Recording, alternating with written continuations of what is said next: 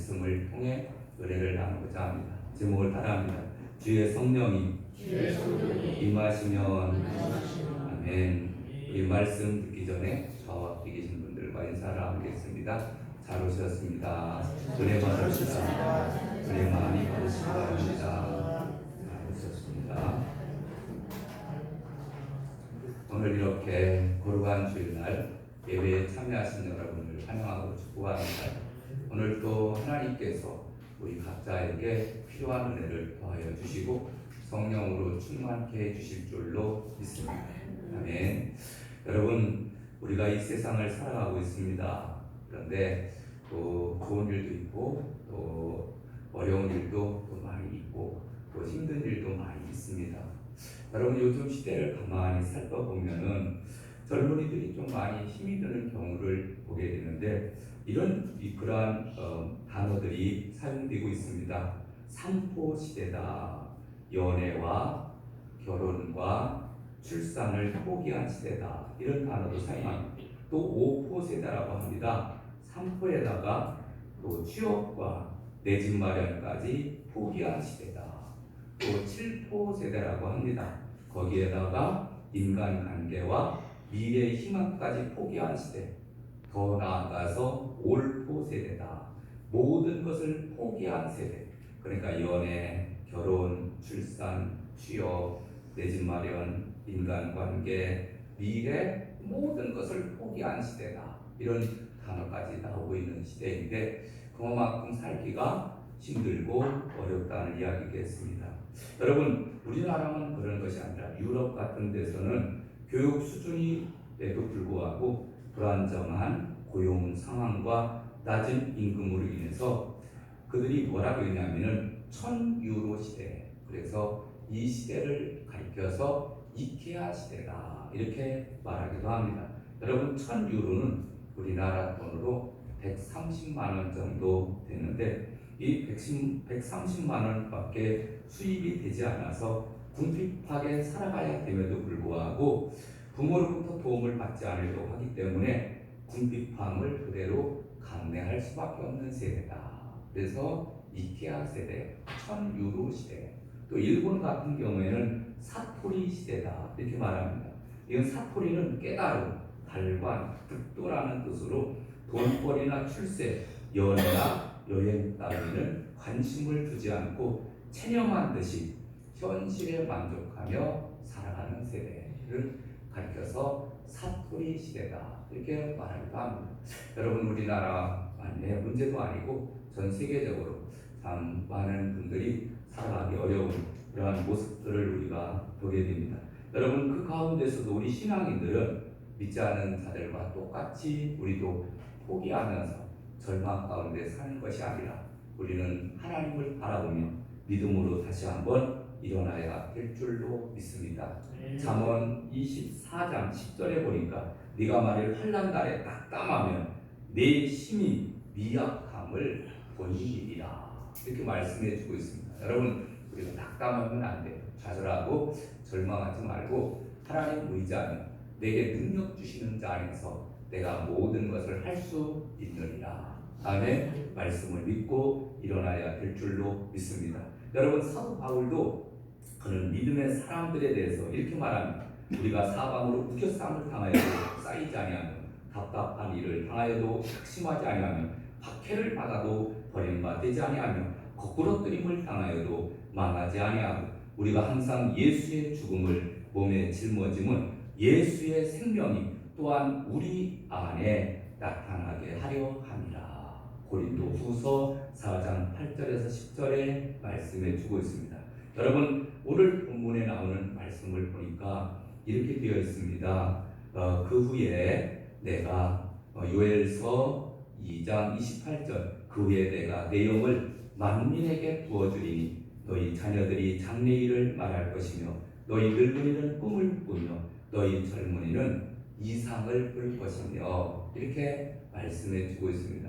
그러면 여러분, 이 시대가 어떤 시대인가를 우리가 한번 좀 살펴보면은 여러분, 이 시대 요엘 선지자가 활동하던 시대는 남왕국 유다의 제8대 왕이었던 요아스 왕 때 활동했던 선지자가 바로 요엘 선지자입니다. 이 요엘 선지자가 활동하던 때 상황은 아주 극도로 혼란한 시기였습니다. 요아스 왕이 통치하기 바로 전에는 이 이스라엘 역사상, 북왕국 이스라엘의 역사상 강한 아주 가장 악한 왕이었던 아합 왕, 이 아합 왕의 딸이 아달랴라는 여인이었는데, 이 아달랴라는 여인이 유다의 5번째 왕이었던 여호람과 결혼을 하게 됩니다.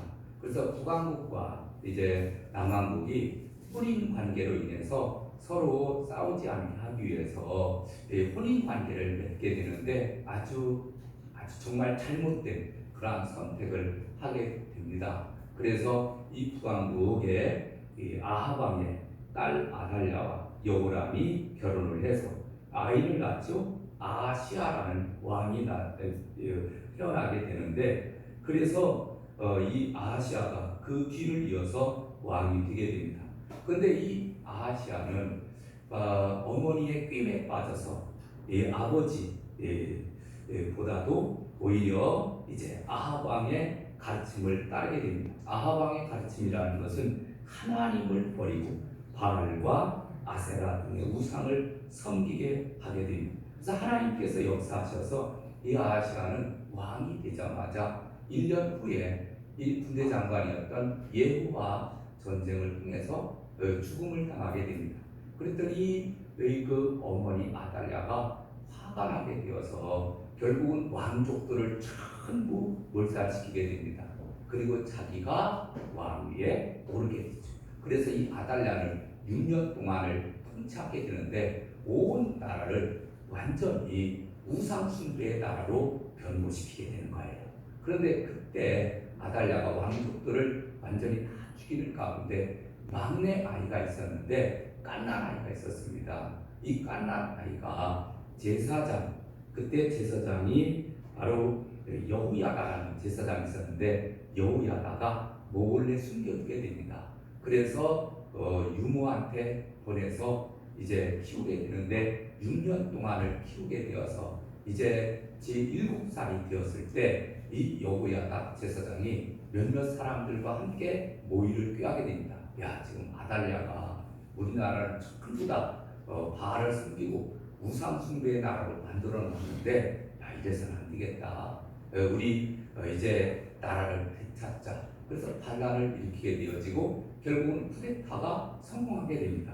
그래서 아달랴는 죽여버리고, 그리고 이 요아스라는 아이를 7살 먹은 아이를 왕으로 세우게 됩니다.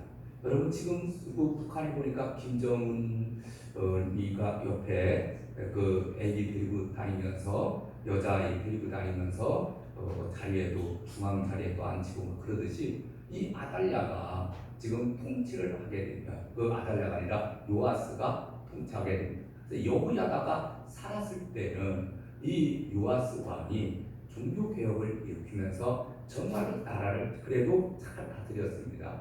그런데 제사장 여호야다가 죽고 다시 또 우상을 숭배하는 나라로 만들게 됩니다. 그래서 여호야다의 아들을 심지어는 죽이면서 우상 숭배하는 나라로 만들게 되었거든요. 이 국내적으로 참 혼란한 시기. 그러면은 국제적으로는 어떻냐면은 남쪽의 애굽이 또 신흥 강대국으로 등장을 하면서 계속 이 지금 남왕국 유다를 압박하고 있는 그러한 상황이었습니다. 그리고 사회적으로는 어떤 상황이었냐면 그때 당시에 그 메뚜기 떼가 그 온 나라에 아주 창궐하게 됩니다. 그래서 메뚜기 떼가 그 밭에라든가 이런 살아있는 그러한 식물에 탁 붙어서 다 갉아먹는 그러한 엄청난 재앙이 임하게 됩니다.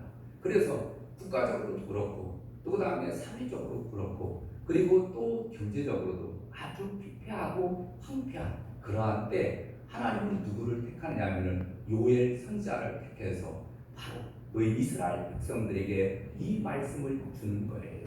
그래서 요엘서 2장 28절에 보니까 그 후에 내가 내 영을 만민에게 부어주리니 너희 자녀들은 참내 일을 말할 것이며 너희 늙은이는 꿈을 꾸며 너희 젊은이는 이상을 볼 것이다.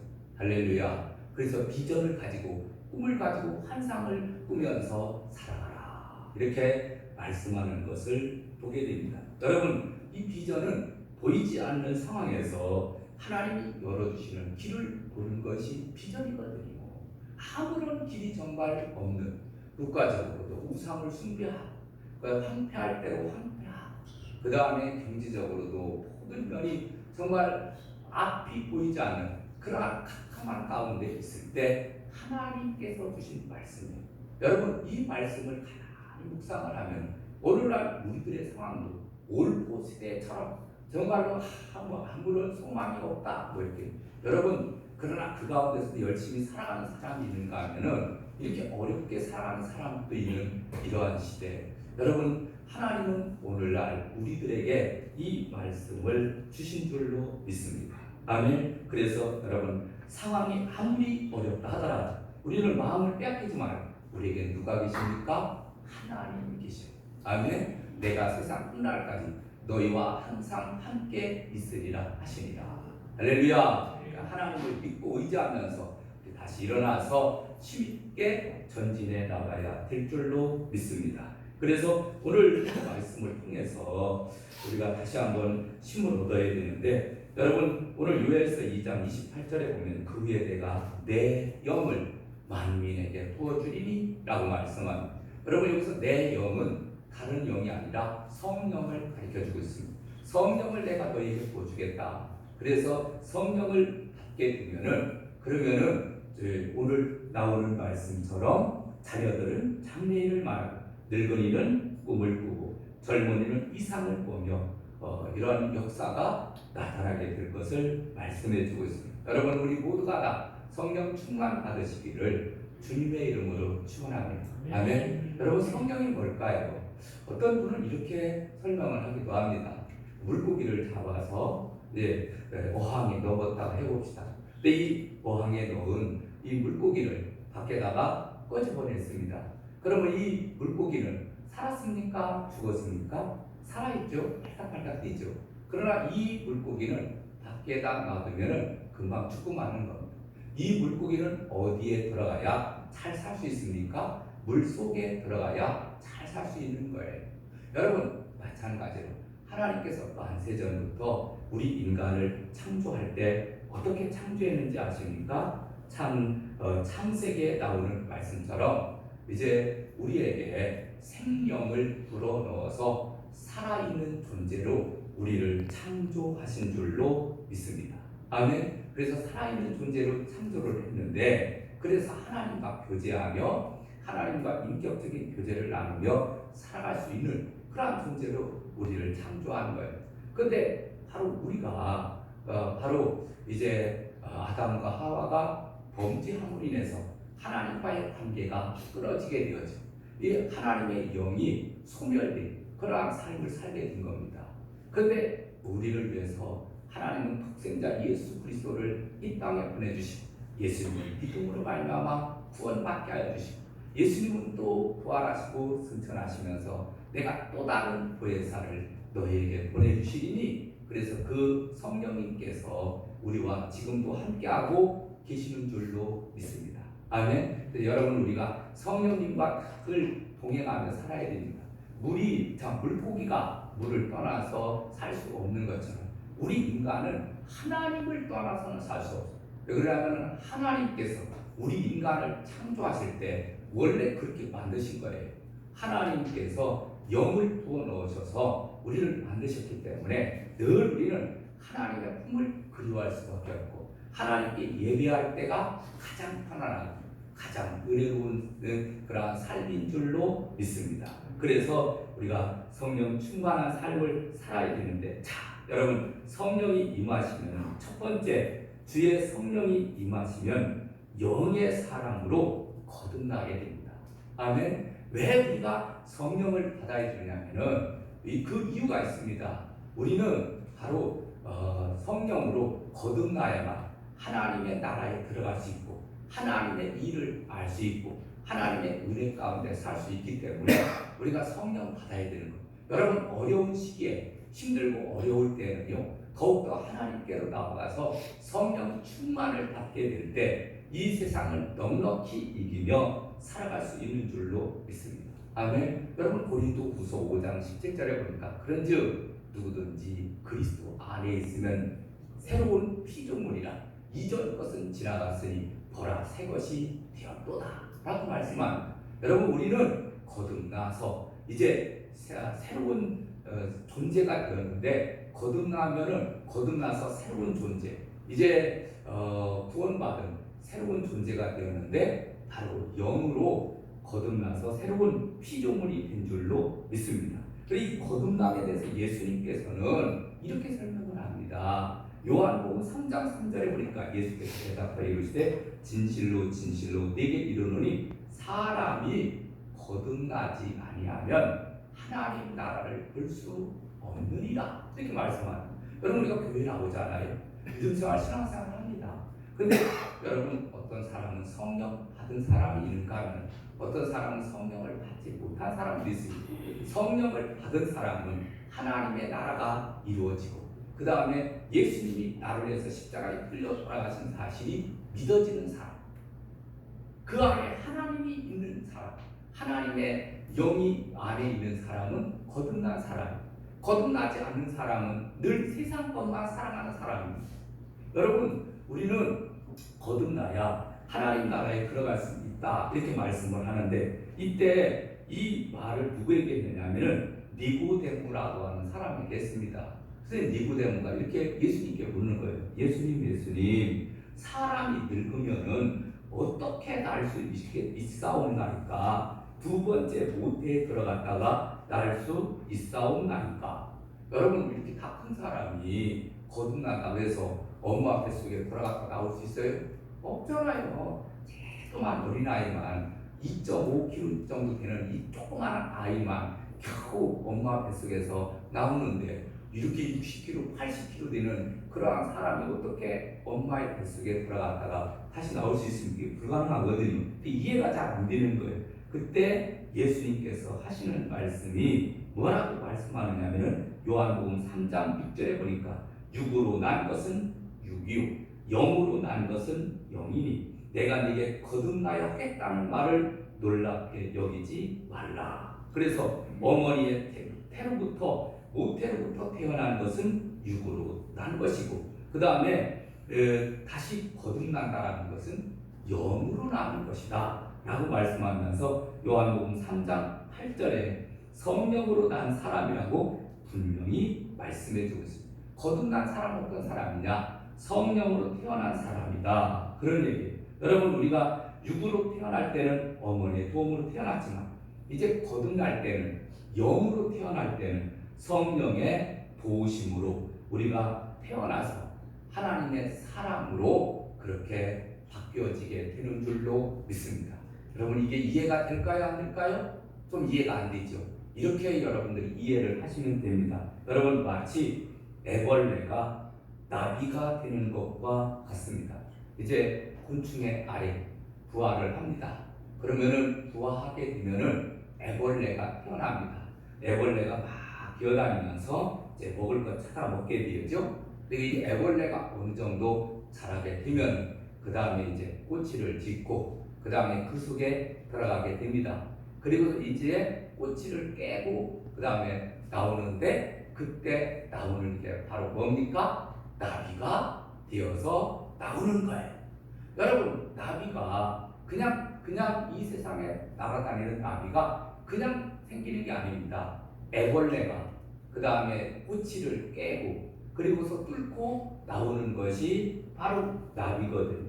여러분, 마찬가지로 창세기 2장 7절에 보면 여호와 하나님이 땅의 흙으로 사람을 지으사 생기를 그 코에 불어넣으시니 사람이 생명이 되리라. 아멘. 하나님은 원래 우리 인간을 생명으로 창조했습니다. 살아있는 영적 존재로 만드셨는데, 그래서 영이신 하나님과 교제하는 그런 존재가 되었다, 그런 얘기입니다. 그러나 우리 인간이 범죄하고 타락해서 그 기능을 잃어버리게 된 겁니다. 그래서 하나님의 음성을 듣지 못하고 하나님 앞에 예배도 드리지 못하고 하나님 앞에 기도도 하지 못하고 여러분 세상 사람들이 지금도 주일이 되었는데 집에서 TV 보면 둥글둥글하는 사람이 많잖아요. 왜 그럴까? 모든 인간들이 전부 다 하나님을 섬기며 살면은 얼마나 좋을까? 그런데 여러분 대다수의 많은 사람들이 이렇게 하나님을 죄로 인해서 하나님을 잃어버리고 또 기도도 못하고 예배도 못하는 그러한 심령이 되었다 그런 얘기입니다. 그래서 창세기 6장 3절에 보니까 여호와 하나님이 이르시되 나의 영이 영원히 사람과 함께하지 아니하리니 이는 그들이 육신이 되니라. 여러분 육신이 바로 뭐예요? 고깃덩어리. 다시 말해서 우리가 하나님의 영이 없는 사람은 살았다는 이름은 가고 있지만은 그러나 그들은 짐승과 다름없이 고깃덩어리밖에 되지 못한다는 거예요. 이게 성경에 나와요. 그런데 이런 사람들이 바로 교회에 나와서 예수 그리스도 구주로 믿고 하나님의 영이 그 안에 들어가게 될 때 생명이 되어지고 하나님과 교제하며 하나님께 영광을 돌리는 삶을 살게 되는 줄로 믿습니다. 아멘. 이게 거듭나는 거예요. 여러분 이 거듭남의 역사가 우리 모두 가운데 임해서 여러분 더욱더 하나님께 예배하며 경배하는 일에 힘쓰는 저와 여러분 되시기를 주님의 이름으로 축원합니다. 두 번째로는 성령이 임하게 되면은 성령의 능력을 견디게 됩니다. 여러분 우리가 성령이 우리에게 임해서 성령 충만을 받게 되면은 그러면 어떤 삶이 되느냐면은 능력 받으면은 우리의 삶이 180도 달라지게 됩니다. 예를 들면은 여러분 예수님을 한번 예를 들겠습니다. 예수님께서 악의 몸을 입고 이 땅에 오셨습니다. 이제 공생애를 시작할 때가 되어서 30세 때 세례 요한에게 세례를 받습니다. 세례를 받을 때 하늘문이 열며 이제 하늘에서 성령이 비둘기같이 임하게 됩니다. 이는 내 사랑하는 아들이니 너희는 저의 말을 들으라. 그래서 성령이 임하고 그 이후에 40일 금식을 하게 됩니다. 금식을 해서 기도해서 성령이 충만할 때였습니다.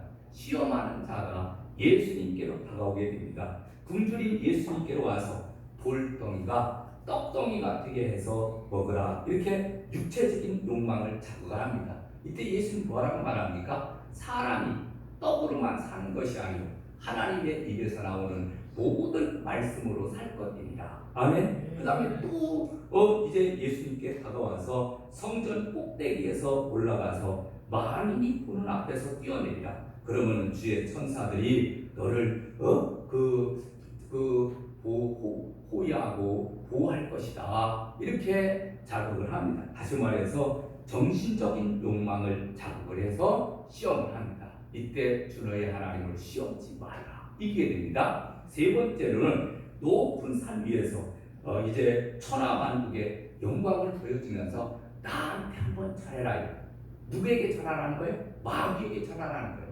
그러면 마귀가 주인이 되는 거 아닙니까? 이때 예수님께서는 주 너의 하나님을 경배하라. 그리고 그 마귀를 쫓아내 버렸습니다. 그래서 이 시험을 다 이기고 승리하셨는데 여러분 예수님께서 성령 충만하니까 그 어떤 시험 가운데서도 이기고 승리하게 된 줄로 믿습니다. 여러분 성령은 능력이에요. 여러분 우리가 성령 충만 받게 될 때 우리는 때와 장소를 가리지 않고 역사하는 사단의 모든 세력을 이길 수 있는 힘을 하나님께서 우리에게 주시는 줄로 믿습니다. 근데 우리가 이 세상을 살아가다 보면 참 힘들거든요. 경제적으로, 물질적으로 또 뭐 여러 가지를 포기해야 되는 그런 시대 가운데 우리가 살아가고 있거든요. 그럼 어떻게 하면 이길 수 있느냐? 성령 받으면 되는 거예요. 능력 받으면 되는 겁니다. 아멘입니까? 그래도 이해가 안 돼요. 여러분 예를 들면은 애벌레가 이제 기어다닌다고 해봅시다. 여러분 애벌레가 기어다니는 것은 냇가도 문제예요. 저 물이 흐르는 냇을 어떻게 애벌레가 그 냇가를 건널 수 있겠습니까? 그 땅에 있는 흙덩이도 아니면 돌덩이도 큰 문제입니다. 아니 그 애벌레가 기어가지고서 그 돌덩이를 건너야 되는데 여러분 얼마나 힘들겠습니까? 심지어는 나무까지도 넘어가기가 힘들 거예요. 그렇죠? 이 애벌레는 이게 한계가 있기 때문에 그 모든 것이 다 장애물인 거예요. 근데 여러분이 애벌레가 나중에 나비가 된다고 해봅시다.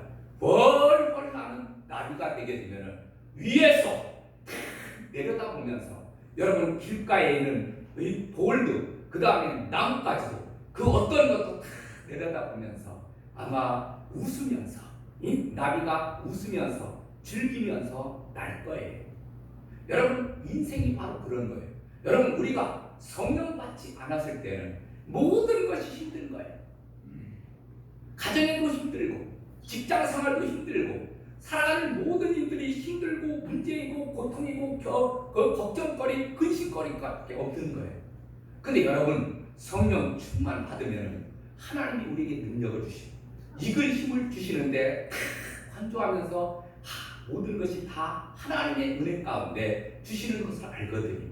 하나님이 곧 이기게 하시고 하나님이 넘게 하시고 하나님이 역사하실 것을 알기 때문에 바라보면서 인생을 살아가는 거예요. 여러분 우리는 하나님의 능력으로 살 수 있도록 하나님께서 우리에게 은혜를 베풀어 주신 줄로 믿습니다. 아멘. 날마다 성령 충만하는 게 필요한 마지막 세 번째로는 주의 성령이 임하면은 영적으로 풍성한 삶을 살게 됩니다. 여러분 요한복음 10장 10절에 보니까 내가 온 것은 양으로 생명을 얻게 하고 더 풍성히 얻게 하려는 것이라. 아멘. 하나님이 이 세상에 오신 것은 우리 인간을 괴롭히기 위해서 이 세상에 오신 것이 아니에요. 하나님이 우리 인간에 오신 것은 우리와 하여금 더 풍성한 은혜를 누리게 하기 위해서 생명을 얻되 더 풍성히 누리게 하기 위함인 줄로 믿습니다.